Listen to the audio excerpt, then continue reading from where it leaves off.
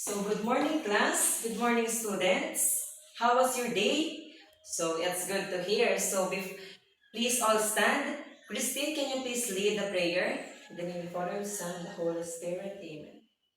So thank you, Christine. So before you take your seats, kindly rearrange your chairs and pick up the pieces of dirt under your chair. So class secretary, do we have any absentees today? It's good to hear. So we have here the classroom rules. So I will paste the classroom rules so that our class will be organized. And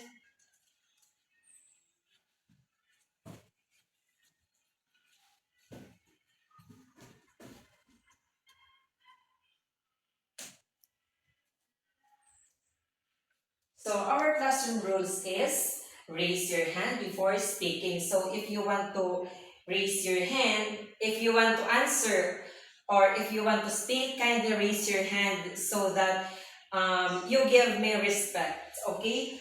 You use good words. So don't use bad words because if I hear a bad words coming from you, I will send you out. So listen attentively. Listen attentively because later on we'll having an activity. So the ensure the cleanliness of the classroom. So we enter the class that it is clean and we will go as clean. Okay, so stay focused and follow my instruction. Okay,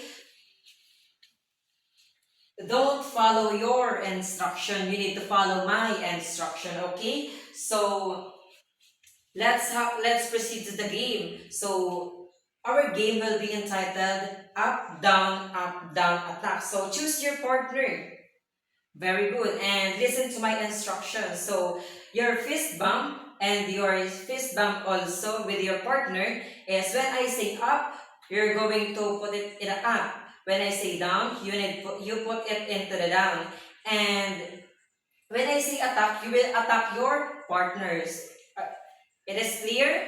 So very good. So now let's come now to our activities. So you will be divided into two groups. The first group is the first group and the second group is the second group. So the first group will make an output using a natural materials or natural objects. And in the second group, they will also make an output using a man-made object. So beside our classroom, there is the materials you will need, and you can choose only the materials that you will need it into your output. So you may now start working with your groups.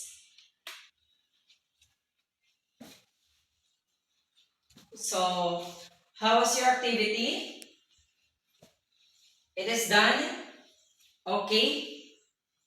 Thank you. So today that we done in our activity, let's come now to the discussion. So today we are going to discuss about the natural and man-made objects. So let's now read the objectives. So our objectives at the end of the 45 minutes discussion, 85% of the students should be able to differentiate natural and man-made objects, cite an example of natural and man-made objects using print making, and classify the objects based on the table. So who can read? Can you please read? So printmaking is an art process that is a child like you can explore. You can learn how to print texture objects and turn them into multiple prints on a flat surface. So next. So art from nature. So what do we mean by art by art from nature?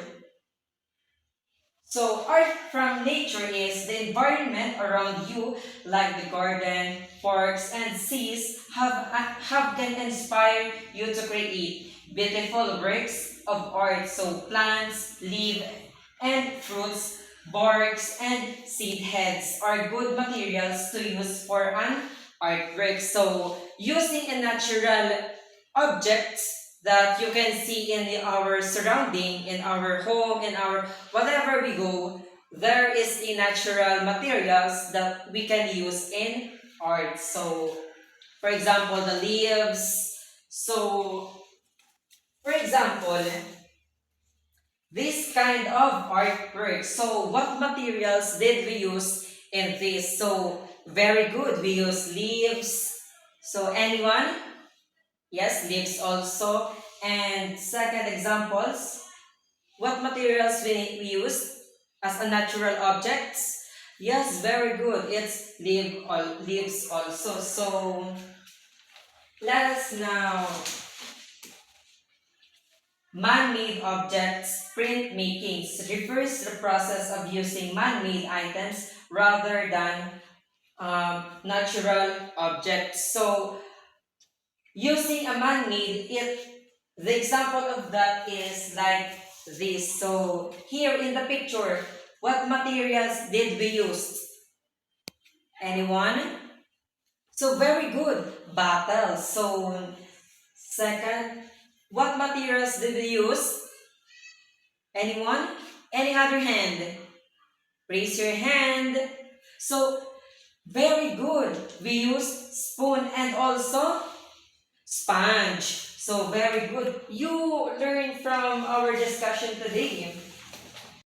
Have an activity. So I will flash a picture, then you will paste it according to their classification. If it is a natural object or a man-made object. So there is a picture. So the first picture. What is it? What classification is this? Yes, very good. This is a man-made object. So let's paste here and here. The second picture. What classification is this? Is it natural objects or a man-made objects? Very good. This is a man-made object because they use the object of glass. So, in this picture, what materials did we see? Very good. This is the leaf, so that this is the natural object. So we paste here. And this picture, what classification is this? Yes, very good. This is a natural because they use flower, which is a natural from our surrounding or our environment. So here, this picture, yes. Who else? Any other hands? Yes, very good. Yes, what's your answer? Yes, very good. This is a natural object because they use of lemon. So in the last picture, here, what classification is this? Anyone? Any other hand? Yes, miss? Yes, very good. This is a natural object because they use object like an wood. So now that you are all familiar, the pagkakaiba kung ano yung man-made or a natural objects, let's now proceed to our short quiz. So our short quiz is here. So write it man-made if the picture show and natural if the picture show a natural picture. So I will give you 5 minutes to answer the short quiz that I prepared to you. So you may now start answering your quiz. So are you done? Okay, let's have a 1 minute time. So you may answer. Yes, are you done now? Okay, let's check your work. So the first picture. What is it? What kind of art is this? If it is man-made or natural? Very good. This is the natural because they use leaves to make this kind of artwork. So the second picture, yes, kindly raise your hand if you want to answer. Yes, very good. This is a natural objects because they use also a leaves. So the third picture, kindly raise your hand if you want to answer. Yes, very good. This is a man-made because they use spoon. So the fourth picture, what is it? Kindly raise your hand properly. Minimize your noise.